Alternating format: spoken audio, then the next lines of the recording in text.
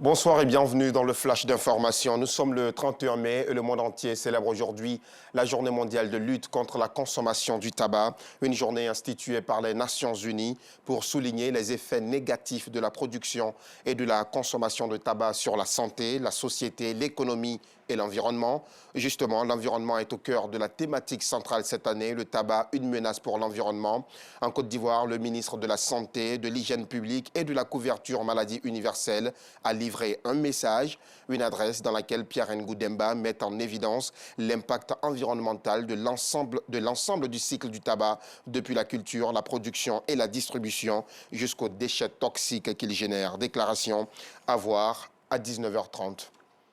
Des kilomètres de routes bitumées, des emprises de canalisation dégagées, des plantings d'arbres réalisés sur toutes les avenues de la commune, des marchés rénovés et agrandis pour certains, une commune où il fait bon vivre. Voilà le nouveau visage de Koumassi, cette commune du sud d'Abidjan, autrefois qualifiée de commune piscine, en raison des étendues de boue et de la difficulté de mobilité en période des pluies. Une commune qui présente un visage réluisant, de laquelle sortent tous les jours de grandes et belles infrastructures.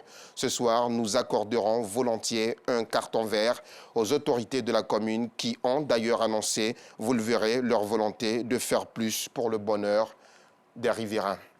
Le leadership et la qualité des programmes de la RTI continuent de faire leur preuve et de séduire donc les internautes. Sur YouTube, nous avons officiellement atteint la barre des 2 millions d'abonnés, une prouesse qui intervient juste 2 ans après avoir reçu le trophée du Créateur d'Or, un trophée décerné par YouTube et récompensant le million d'abonnés. La RTI est d'ailleurs, mesdames et messieurs, le seul média francophone de service public à atteindre la barre des 2 millions d'abonnés sur YouTube, une performance qui témoigne de l'appétence des internautes pour les supports digitaux du groupe RTI. D'importants travaux sont en cours dans la commune d'Abobo depuis plusieurs mois, des travaux qui nécessitent la fermeture de certaines voies à la circulation, une situation qui n'est pas sans conséquences. Les Abobolais sont confrontés tous les jours à des lanternes interminables, des embouteillages monstres. L'une de nos équipes est allée faire le constat de la galère des Abobolais. Un reportage à voir à 19h30.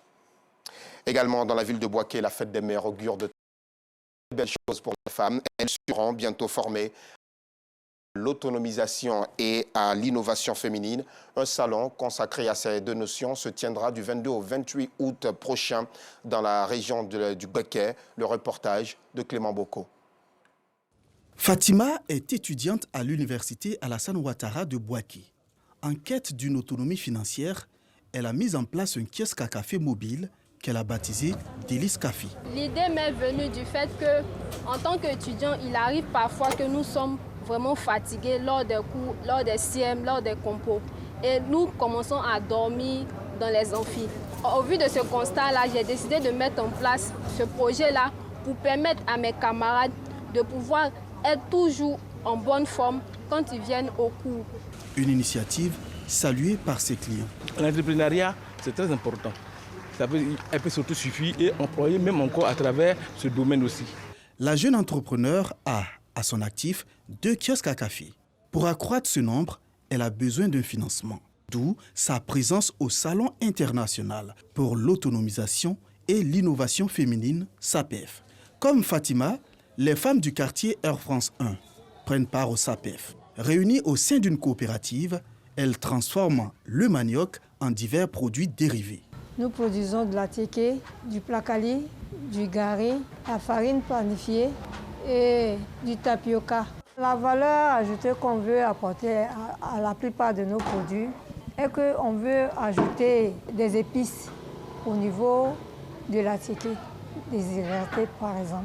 Aujourd'hui, la coopérative ambitionne d'atteindre le marché européen avec ses innovations, d'où l'adhésion massive des femmes du Béquet au SAPEF, lancé ce 27 mai à Bouaké. Si nous voulons que nos mamans, nos jeunes qui veulent s'adonner à l'agriculture soient aussi à l'aise et heureux dans leur famille, il faut mécaniser l'agriculture. Il faut mécaniser tout ce que nous allons faire, de sorte que les quantités qu'on nous demandera en Europe, qu'on arrive à atteindre cela. Le commissaire général, lui, annonce les couleurs de cette 2e édition.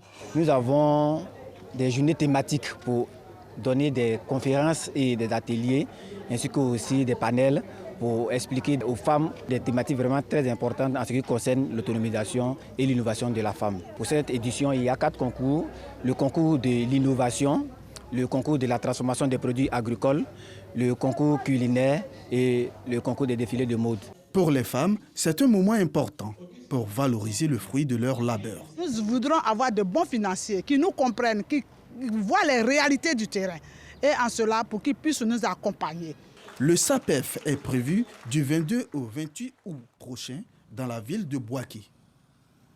Voilà, c'est la fin de ce flash d'information. Rendez-vous à 19h30.